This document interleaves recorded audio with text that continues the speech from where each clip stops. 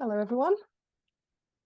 Welcome to this webinar from the Violet Project for the Study of Bigotry.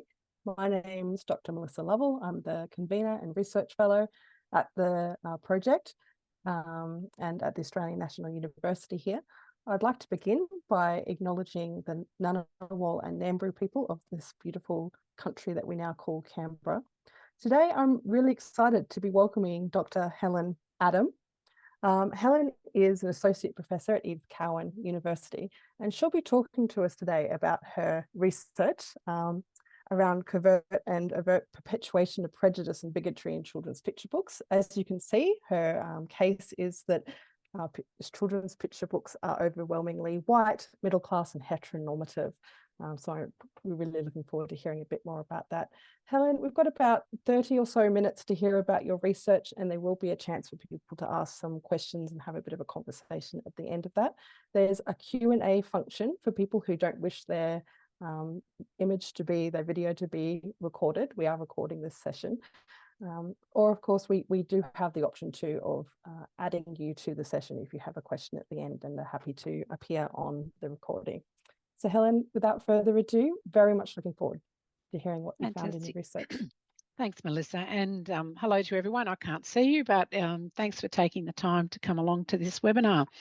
And I'd just also like to acknowledge that I live and work on the lands of the Whadjuk Noongar people here in on Noongar Budjar in Perth, Western Australia.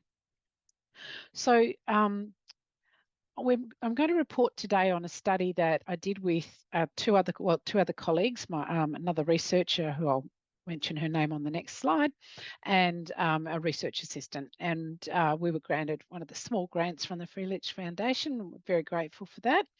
And we looked at the representation of diversity in 96 picture books shortlisted in major children's book awards in Australia in 2019 and 20. We looked at, there was a range, Australia has a lot of quite high profile children's book awards. So there's the Children's Book Council of Australia, but there's many Premier's Book Awards, Independent Book Awards.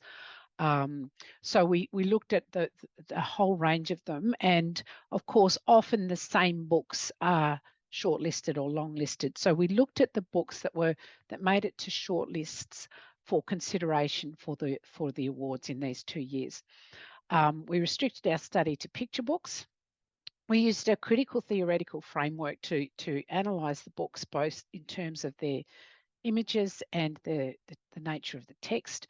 And this was based around that conceptualisation that literacy education, including literature, mediates messages that children receive about their cultures and roles in society, so that children, hopefully children are exposed to books over and over again from the time they're born. And we know the importance of books in children's lives, in the home, in classrooms, in school. And very often the messages that children receive about books are implicit. They're implicit in the images, they're implicit in the nature of activities, the nature of who's the hero is, who gets the voice, who gets the action. And a lot of this is kind of subtle. And so my research over the last 10 years has looked at children's books and the messages that children receive from books. And so this is why we decided we'd look at award-winning books, because most of my studies had been historical, looking at books that were being used in early learning centres. And there was a wide range of very old texts. So we wanted to look at, well, what's the nature of books that are coming out in Australia now? So my colleague is Dr. Sally Murphy from Curtin University, and Sally happens to be my baby sister as well. Sally is a very well-known children's author herself. So in reporting this, I and our research assistant, Yvonne Urquhart, we've taken on the reporting of we've published the article on the representation and the messaging of the books, and the article I'm talking about mostly today is based around race and ethnicity. We're also under preparation is one on gender and family representation and ability and inclusivity, and it says 2023, but we didn't get it finished. will be this year. And Sally is actually, in fact, I think she submitted her paper, her chapter. She's contributing to a book that the Freilich Foundation is putting out and looking at it from the lens of an author, a white cisgendered author in this field, looking at the importance of diversity. So just some background to the study. There's a lot of international evidence that shows consistently that children's books, the publication favours white, middle-class, heterosexual, mostly male characters and storylines, and it's very, very strong. There's studies being done annually by the Cooperative Children's Book Center in Wisconsin, where diversity statistics are being collected on an annual basis, and I will show you some of their statistics shortly, that just show that this overwhelming monocultural representation. And while there are some shifts happening, it's really important to look closely at this. Similar studies being done by the Centre for Literacy and Primary Education in England. And I'd really like to think that we can at some point get some funding to do similar longitudinal studies in Australia. But one of the key things that really hits home is that people from underrepresented backgrounds, family and gender, race, ethnicity background groups are more likely to see a dinosaur or a rabbit as a main character than they are to see a character from a background like their own. So this is problematic because books play a big role in the development of children's identity. And when children are in a classroom or an early learning centre or at home and they're reading books where they cannot see representations of themselves and the familiar to them, it contributes to a sense of exclusion and affects children's development of identity. And equally importantly, if children are only exposed to books that reflect their own background, so that's your white middle class majority, then that contributes to a sense of superiority and normality. So the impacts are can be quite harmful and long-term to all children. So because our study was done in 2019-20, we used at the time the most up-to-date statistics as the part of our background. So this was from the CCBC. And you could see obviously this is done on books in the US, but 50% of reflected white backgrounds, white middle class backgrounds, 7% animals, and you can see the declining, the lessening amount of books by and about people of colour, Asian Pacific Islanders, Latinx, and First Nations people. Now, this is problematic because books can be windows and they can be mirrors. So they can be windows into the lives of others. And that's how we develop empathy and understanding and intercultural awareness and tolerance, acceptance. And they can be mirrors where we see ourselves reflected. So you can see here that the white middle class kids get multiple mirrors to reaffirm their identity, to see themselves as heroes or bad guys or someone struggling with someone or something winning something.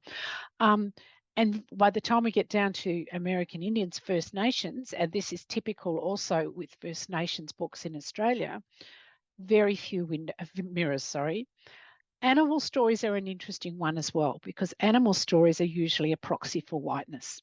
If you closely analyse the animal books and ask yourself, if I took this character out and replaced it with a person, who would it be? And in the majority of cases, it would be white middle class because of the language, the activities, the dress, the understandings, the cultural behaviours and so on. So overwhelmingly, we have these monocultural viewpoints coming through.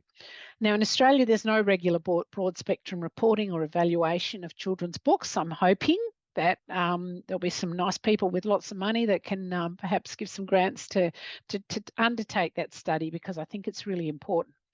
However, my recent studies have shown, and there are others that have been done more recently now as well, that books available in Australian early learning centres are predominantly monocultural, very little authentic and contemporary representation of diversity. So where diversity is present, it's often outdated stereotypes written from a majority viewpoint about others, in inverted commas. So what did we do? We selected picture books that were included in the list for one or more of the following awards. I won't read through them all, but you can see here we cast the net fairly wide. We wanted to look at this broad spectrum of awards. And while the focus of the study, this was not really about the process of awards. We used that rather as a selective sample of children's books in Australia. So we decided that was a good way to select children's books. It does raise implications possibly for book awards and judging, but that's not the key focus at this point. So as I said before, we framed this within a critical pedagogical perspective and really looking at the messages that children receive. So, and analysing both text and images. So one of the main frameworks that we used for analysis is the categories of Bishop. Now, Rudine Sims Bishop is one of the most, if not the most, seminal scholar in the field of diverse or multicultural children's literature. And she started her studies in the 80s and 90s, where she went looking at books that do contain diversity, that do have any reflection of a character, even if it's just in an image, that is from a race other than white. So she developed these categories. Some of her articles she uses culturally neutral, in others culturally multi-pot, but this is one category. Then there's culturally generic or socially conscious, and culturally authentic, specific or conscious. So in our studies, we used these, and then we also had a category for animals or no people, so something other than people, like machines or robots or something, and then solely Caucasian. So I want to explain through some pictures. These are not images from this study. These are images that I've selected to illustrate the point. Some of them are from my earlier studies. So in culturally neutral, the books are usually written, they may have diversity in them, but it's not the topic is not about, there's not a particular focus on diversity, but there's often diversity in the pictures. Main characters are usually white. The story usually focuses around the white character. Now, what happens with these books, you can say, yep, that's great. We can have these in my classroom or my home or my school because children will be able to see diversity. And this is not about good books versus bad books. But you can see sometimes there are problematic images. So for example, when you look more closely at this, for example, you can see that, yes, there's some diversity. But if you look more deeply, you might see that actually the dark-skinned children don't have visitors. This one looks like she really would like a visitor and a gift. That, of course, is me doing my stuff for a living and getting very, very critical of images. But you can see that sometimes these books may be well-intentioned to reflect diversity, but there may be some more subtle messages behind in the pictures. Also in this category are books like this, Maddie's First Day. Now, this is a lovely book. This was actually in the study, I think. And it's a book that just about every child could relate to. First day of school, what it's like going off to school. And while the story is not about culture, race, etc., the main character and her family are from a non-Caucasian background. So we don't know a lot. We can't tell their ethnicity or their culture. It's not clear. You could actually replace these characters with white people and not change the story. And that is one of the ways that we analyse whether a book is culturally neutral or not. But as you can see, it at least reflects some diversity in a main character point of view. Now, culturally generic, socially conscious, these, whoops, sorry, go back. These books, and you'll see I've highlighted culturally generic because in this category, we really do find some problematic books. So we can have some books at this end of the spectrum that are culturally generic that are actually focused on the difference. Where are you from? If you look different, you must be from somewhere else. And these are quite problematic because they focus on the other, they focus on the stereotypical, they might focus on national celebrations or food or festivals. And if these are the only books children are being exposed to, that could be problematic because it can reinforce stereotypes rather than create inclusivity. Still within this category, but sort of towards the socially conscious end, are books that are written with a social message about inclusivity, about diversity, about bringing people together. So this book here you know, two little boys, one plays with trucks, one plays with dolls, they mix, they're different races, and the book is about togetherness and understanding. So very socially conscious agenda. And then there's the culturally authentic or specific or conscious. And again, there's a range of books that fit into this category. So there are books such as Stolen Girl that focus on the challenges and the truth telling, which are really important books. But again, if they're the only books, then we're focusing on the hard stuff, and authors from particularly Aboriginal backgrounds and underrepresented backgrounds get frustrated when they're pigeonholed and expected to just write about challenges. So it's equally important to recognise the importance for truth-telling books, but also authentic books written by and about underrepresented cultures that celebrate contemporary life. And so Maxine Benebus-Clark's work's a perfect example of this. Just a great story that any child from any race, any culture can relate to. Kids having fun, being creative, mum tearing her hair out. And it's an authentic. So this is an authentic book that really shines the light on the life of people from contemporary lives of people from underrepresented groups. So what did we find then? Hopefully now I've explained the categories. This is what we found. We found 19 of the 96 books were solely Caucasian, 33 were the animal or other. We only found 6 in the culturally generic, socially conscious, 7 in the 25 in the culturally neutral, 6 in the culturally generic, and only 7 in the culturally authentic.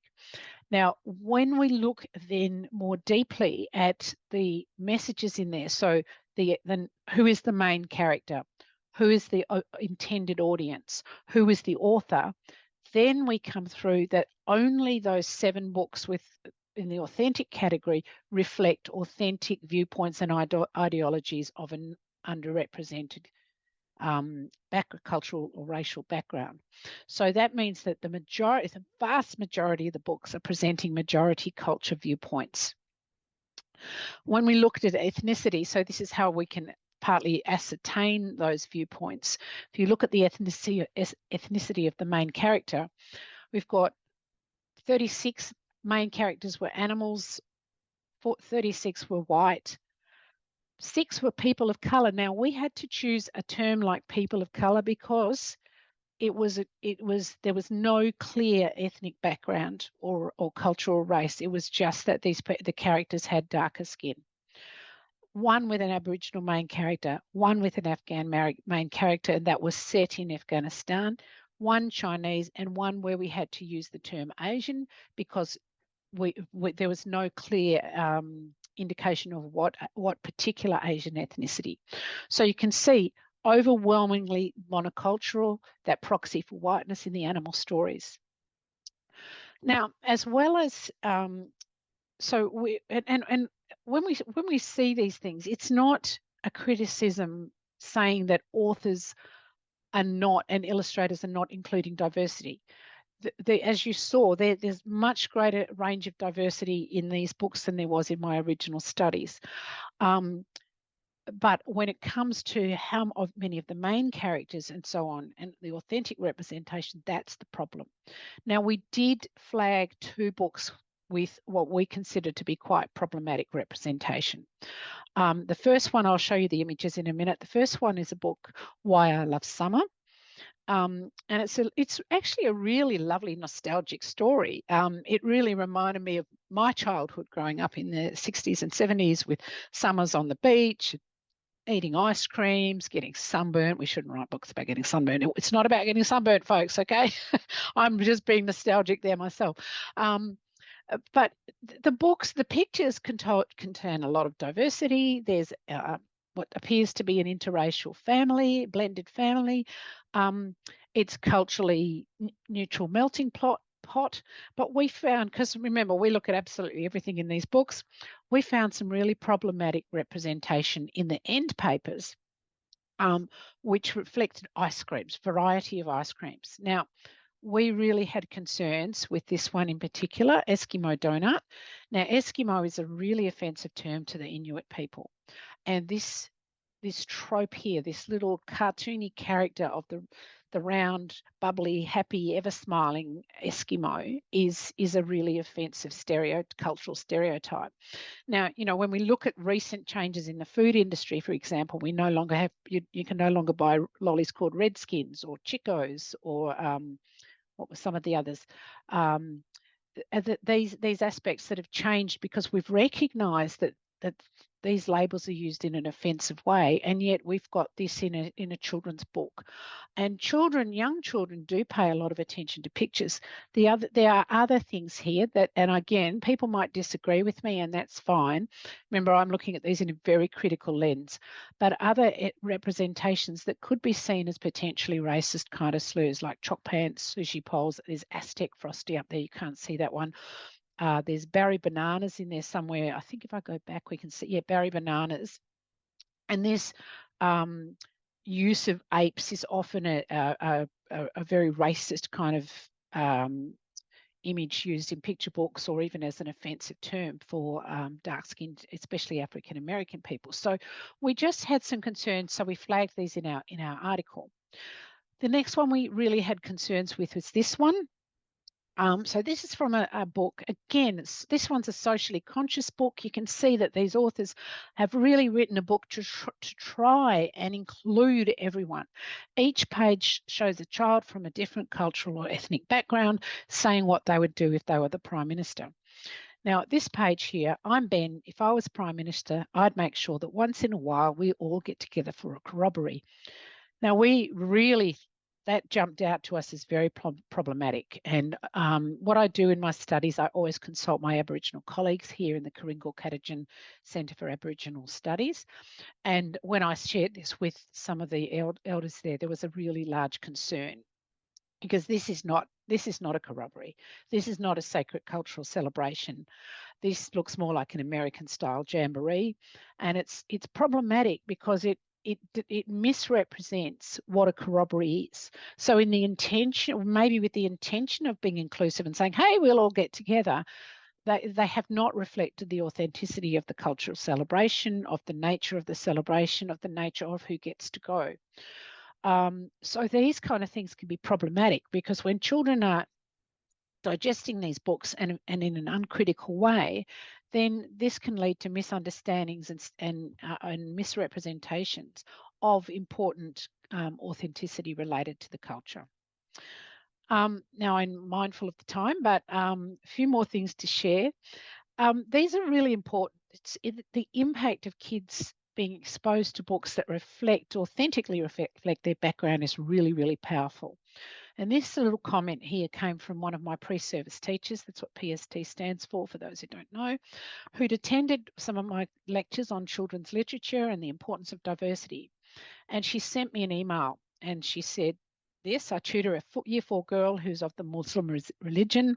A fellow PST recommended a book called The Rainbow Hijab.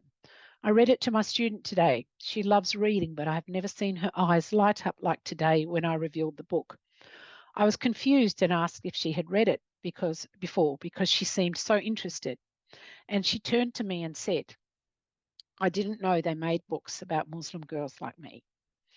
So you can see this is a kid who loves to read. She always loves her books, as my student has said, but she's 9 years old before she's found a book that reflects her background. So the impact is enormous. I'm going to show just some more slides now from the CCBC since our study, but then I'll also come back to, I've got a couple more on the impact for some more recent studies that have been done on the impact into diverse books. So in 2020, you can see gradually, and I actually spent 6 days with the CCBC last year while I was on my Churchill Fellowship. And they do see a gradual change. This regular reporting is bringing about change in the publishing industry in the US, and it is bringing about change in the publishing industry in the UK, which is why I'm keen to do something similar here in Australia. You can also see they're starting to pay more attention to representation of ability and disability. And in 2021, they also started paying particular attention to representation of diverse genders, sexualities, families, etc., which is where we're going with some more articles to come out of this study. Well, I know I seem to put a very negative light on these things. This is not about whether these books are quality books or not. The fact that they've been shortlisted for awards shows that a whole group of people recognise quality and quality within these books. But it is about recognising that there are many children in our country who don't get to see that accurate and authentic representation, and this impacts on all children. Now, there are positive signs. The convener for the Children's Book Council of Australia made this statement in 2022, that Australian book creators are responding to the thirst for colourful, powerful stories that reflect our evolving, eclectic and beautifully diverse culture with their sincere, deep and reflective quality voices and illustration prowess. The 2022 CBCA Book of the Year Awards are truly a window to Australia contemporary culture. And there was an increase in diverse books winning awards in 2022. It did dip again last year. The long list is out this year. Short list, I think, is next week. It'll be interesting to see. There are shifts happening, but I think we've still got a long way to go. And I think this is something the publishing industry is looking at, but needs to look at more carefully. We need diversity within the publishing industry making the decisions. We need diversity in judging panels making the decisions. I know in my work I've come across some articles where authors from an author from, and I forget which Asian ethnicity, but they wrote a book a few years ago, and the feedback from the publisher was, we love the book, but we've already published an Asian book this year. So they'd published one Asian book, and that book was actually written by a white author. So, these are some of the problems through the publishing industry.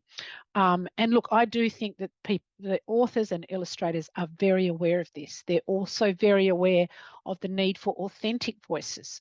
So this is where we need to encourage more publication, more recognition of the value of the voices of authors and illustrators from diverse cultural backgrounds. And I want to share with you now, this is very much about in the classroom, but some of the people I connected with while I was in the US on my Churchill Fellowship, there's a group called First Book, who's a collaboration of over 50, I think now, not-for-profit groups that are very much about book gifting and getting diverse books into the homes of families that can't afford them and into classrooms. And they did it was only over 6 months, a study where they gave these teachers some funds to buy diverse books, and then they looked at what impact that had on children's learning. And the reading assessment scores over every 2 months, just for 6 months, jumped more than 3 points higher than the nationally expected average yearly gains. The children with the lowest scores had the greatest gains. And so these are often those children that don't see themselves in books. And so they're not readers. They don't see themselves as readers. They may not have books in the home. And when the diverse books were put in, they made these huge gains in reading. Where classrooms added bilingual books and books representing the LGBTQI community, they had the greatest improvements in engagement and reading scores. For every additional one bilingual book, there was an improvement on 7 points on average in reading scores. And for every LGBTQI book, 4.5. And students spent more time reading. They wanted to read. Their reading engagement increased by an average of 4 hours a week. And the teachers saw that children were more likely to choose books that were mirrors to themselves. And that educators themselves realised how important this is and realised that they need to make a bigger effort to make sure that they have diverse books in their classrooms. And this last part that I'll share with you is a study that was done, an impact study that was commissioned by my university last year to look at the impact of the research and the publications and presentations that I've done. And so it was done by an independent research assistant who interviewed and surveyed teachers predominantly and principals who've attended my workshops, my seminars, read my book, my articles, basically engaged with my work, and are translating that into their practice. And there's some really tangible changes through the use and the understanding of the importance of children's diverse books. And these included improved enjoyment during book sharing, increased sense of belonging, a reduction in bullying behaviour, increased critical discussion of texts and less singling out of children for being different. And many schools as a whole seem to develop a greater sense of inclusivity and respect and increased sense of belonging. And parents from diverse backgrounds felt more included and enjoying sharing books in their own languages with the school. And one of the things that's really important about this kind of research, and I'm very grateful to the Free Leaks Foundation for being able to enable me to do the study that I've just presented, because it begins new conversations and changes cultural paradigms. And this was mentioned many times in this impact study. And people are recognising that we can transform the lives of children and educators and communities. So that's what I want to share with you. The article that I've shared the presentation on is here. That's my email address. I'm on LinkedIn. I am on Twitter, but I've tended, since it went to X, I'm not really spending a lot of time on there. It's a fairly uncomfortable, toxic place. But I still do have my Twitter handle, and I check maybe once a week. I just don't check it every day. Okay, any questions, concerns, or sharing? That's absolutely fantastic, Helen. I can see you're incredibly passionate about getting a diversity of books into schools and early education centres. I think it's a really, really important research topic, and I hope that we see more and more books available to kids. If you'd like to ask a question of Helen, you can either put your hand up and I'll add you into as a panelist into the recorded session. If you're not happy with that, please just put a question into the Q&A and I'd be happy to read it out for Helen.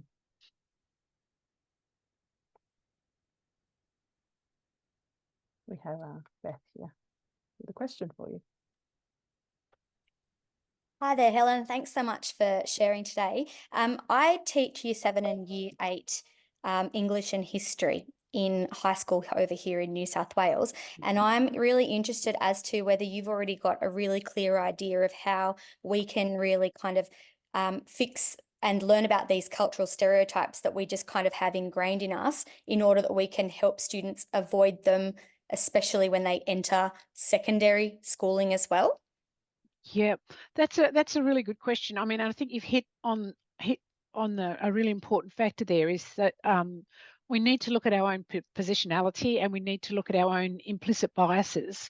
And I know I'm going to promote my book here, but there is a book you can get through Primary English Teachers Association. It's called Transforming Lives, Transforming Practice.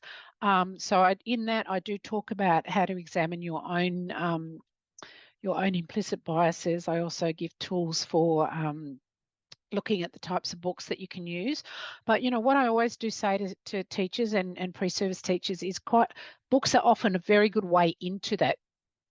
To step into that area in a more comfortable way, perhaps, if you are sharing diverse books, and often handing the conversation over to children so that they can be talking about their own experiences, building on their own knowledge, and recognising that every child in your classroom comes with their own funds of knowledge and their own background. I don't know if I've completely answered your question there, but yeah, you're right. It's absolutely important to look at where we sit, and recognise that we often carry misconceptions ourselves. Definitely. So again, as I said, yeah, if you go and buy my book, you'll find some stuff in there. Sounds amazing, because we're in quite a monocultural town, and what we find is, in Year 7 or Year 8, we've got students that have these biases just so deeply ingrained in them. Absolutely. Yet, when literally they sit there in a room of 26 students and cannot see anybody that doesn't look like themselves, it's really challenging. It's really, really tricky. So it sounds like definitely I need to go and have a look at that positionality and transforming biases, I guess. Because even doing things like, The Rabbits by Sean Tan, in terms of an allegory, that's confronting for some of these students, just due to this monocultural, I guess, society that we find ourselves in this little kind of pocket here. So thank you. That's really helpful. No, well, thank you, Beth. I think, because I have had teachers say, I don't need to worry about that because I only work with white kids. It's like, you actually need to worry about this a lot. A lot. Because if not you, then who? If we're not going to take the chance to infuse diverse literature, and we know that books you learn empathy and understanding through reading books. It's a nice, gentle way to put yourself into other people's shoes.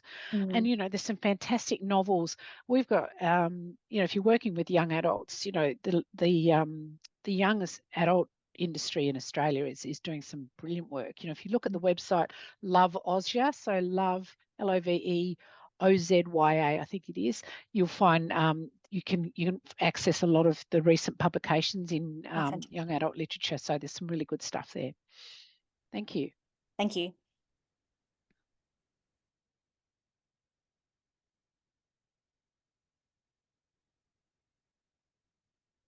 Anyone else? While we wait and see if anybody else has any questions for Helen, I guess I've got a couple comment and I suppose an invitation to elaborate a little bit, Helen. So I guess the first one, publishing is obviously a commercial industry. So it seems to me that it's very important that there is a demand for the types of books that you're talking about. We can see very clearly that, and I think you've made the case really clearly about the importance of the social and public importance of this sort of work being supported and encouraged and published. But you also have to have a demand, so that you don't have publishers turn around and say, we've already published, our Asian book for the year. So it seems to me that, the work that you're doing, particularly, with teachers and training and that kind of thing, and to get the word out about the importance, creates a demand. To some extent, so that schools and centres are buying these books and saying, well, we're interested in actually finding new books in that fit the needs of our students. So I guess that's I think you're right. There is, we all have a role in playing in building that demand. But for teachers, this is in the Australian curriculum. This is in the early years learning framework. These are requirements. But sometimes people get caught up in this discomfort. Like, I'm not sure, what if I choose something that's not accurate? Oh, I'll just go for Roald Dahl instead. And I'm not dissing Roald Dahl. I get in trouble with my son every time I talk about this. But it's sometimes we can be very comfortable with our favorites because they reflect what we're familiar with.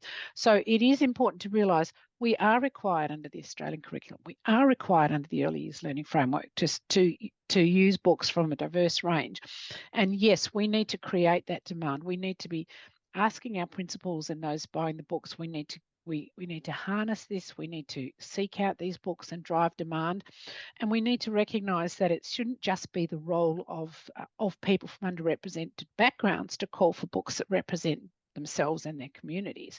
We need to be calling everybody, and the majority people need to call for this, because it's important for everybody to build those understandings. Absolutely. Yeah, and I guess the invitation to elaborate, I'm interested in the categories that you used to critique to investigate these books, and particularly this culturally authentic category. So when you were explaining the category, you were talking about, in a sense, that the category could be further broken down into those which I guess highlight challenges or problems that people have experienced, whether historically or in a contemporary sort of context, and I guess those which are just about everyday life, I suppose. So scenarios that children would identify with and would see themselves represented in the literature. I guess I was wondering if you could just talk a little bit more about how those two categories kind of play out, all those, I guess, subcategories play out in terms of that culturally authentic category, and sort of where you see what you would like to see happen in that space, I suppose. Yeah, look, it's a really interesting one. We need it's important.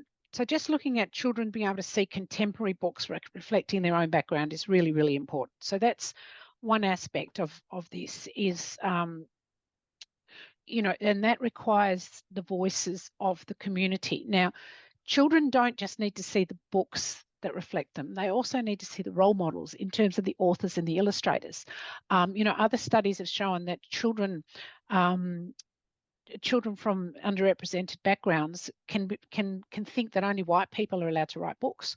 So it is about the authorship as well.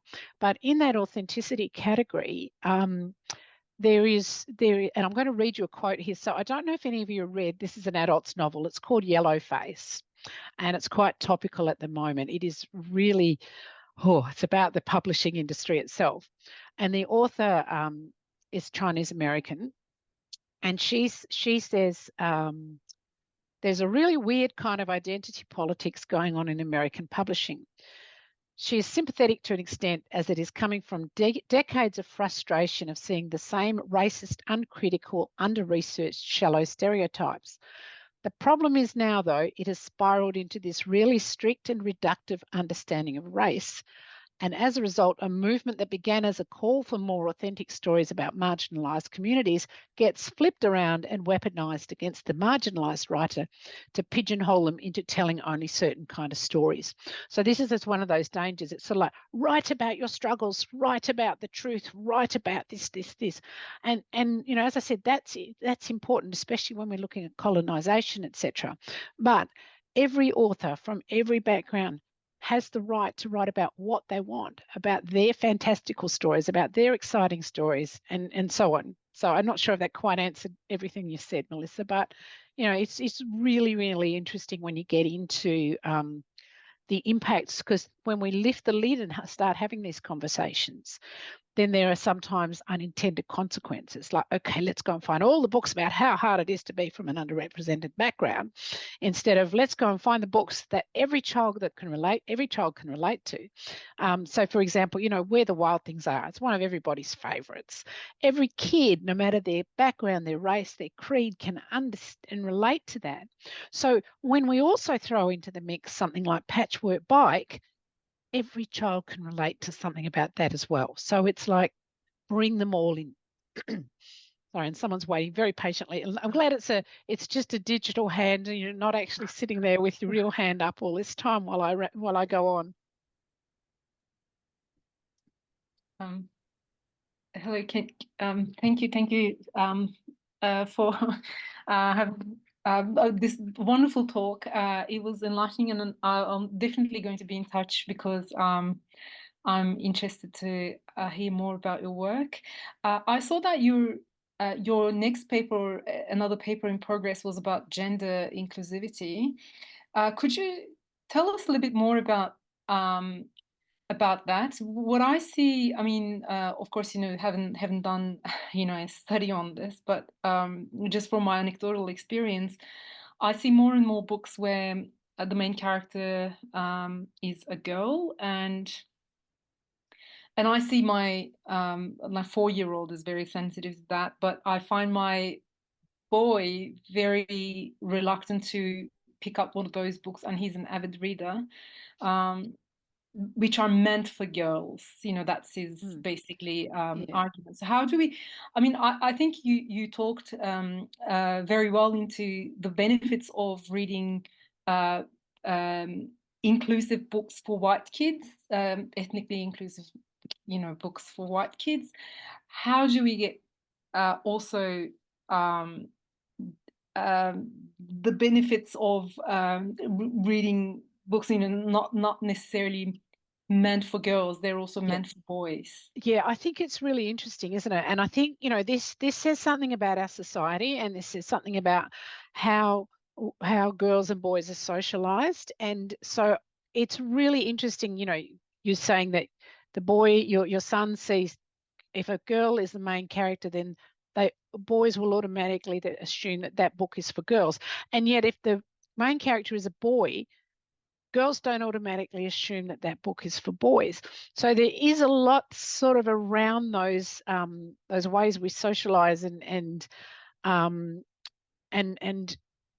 those wider cultural societal messages about things for girls, things for boys. And that's a really interesting conversation that's going on as well, because why would we prefer male main characters and everyone should relate to them, but we don't see that with girls. So yeah, it is, I think it's a challenge for you as a parent if your son's already seeing that way, but maybe the books that you read to him, just pick up books sometimes and read books that do have a female main character and talk about the things that are relatable or the adventures or whatever that are taking place in that. But I think another part of the problem is possibly, while you're quite right, this study actually showed, I think when we do publish it, I think it's around about 50-50 in main characters, male, female. So that in one way is this huge leap. But when you go in more deeply and you look at the nature of the activities and how the girls are positioned and what they're doing, there are clear messages coming through about gender stereotypes. So again, that could lead into boys going, well, it's about girls and it's about what girls do. And so there's some really interesting work being done in this field about how girls are often positioned as always smiling and always helping people and always the ones to solve problems, while the boys out there climbing trees and making a mess and having a great time and not taking responsibility. So that plays into how into the messages that kids get about themselves and what the expectations are on girls and expectations are on boys. And that's that's a really, so stay tuned for when we do publish on that one. But it does come, obviously perhaps your son is quite discerning and he can see that's what's being said in these books is actually stereotypical. I don't know. I don't know what books he's reading, but it's a very interesting area. Thank you. Thanks so much.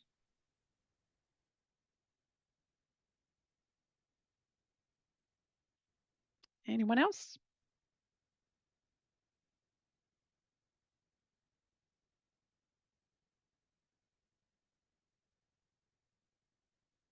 You're still on mute, Melissa. I don't see any other hands up. Thanks for letting me know about that. There's no other questions. I might bring this webinar to an end. But Helen, I'd really like to thank you. It's such an interesting and important topic. I'm really pleased that you're doing this research. And I'm also just looking forward to seeing the next publications, those that are looking at gender. And well, when when they are published, I'll certainly let the foundation know, and you can sort of send out through the mailing list, and I will make sure that this time I publish in something that's not hidden behind a paywall. I would be very happy to share. So thanks again, Helen, and thanks to everybody who attended the seminar today. Thanks, everybody. Thanks, Melissa. Goodbye. Take care.